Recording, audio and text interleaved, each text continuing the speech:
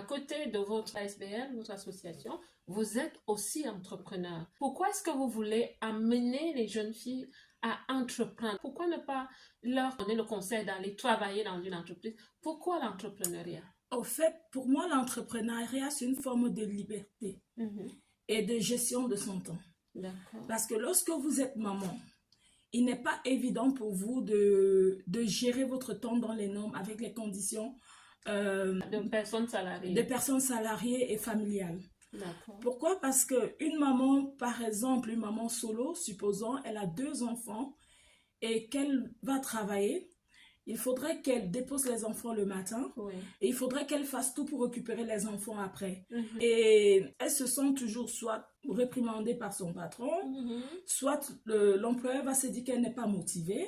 Donc, il y a tout ce cheminement-là, en fait.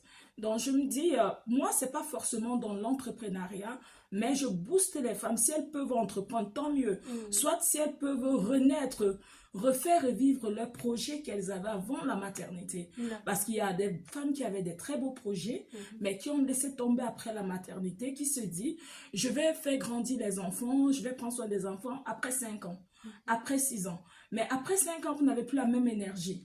Vous n'avez plus la même motivation. L'enfant ne limite pas le rêve, en fait. C'est ce que je veux faire comprendre. Voilà. D'accord. L'enfant ne peut pas vous limiter votre rêve. L'enfant ne peut pas arrêter votre vie. Mais il y a la Belgique nous offre la possibilité. Mhm. La Belgique offre à beaucoup de femmes la possibilité qu'elles ne connaissent pas. Le manque d'information, c'est souvent ça qui nous tue, surtout nous les femmes africaines. Mhm. Parce qu'on est dans un territoire où on n'a pas souvent l'information. Oui. On ne sait pas qu'il y a des communes ou des instituts qui peuvent s'occuper de vos enfants à une certaine heure. Donc, il y a beaucoup de femmes qui ne le savent pas. D'accord. Et donc, vous êtes déjà en train de parler un peu peut-être de l'organisation de votre travail avec ces personnes que vous accueillez. Quelles sont les activités que vous conduisez avec ces personnes? Bon, voilà les activités que je souhaite mettre en place avec ces personnes.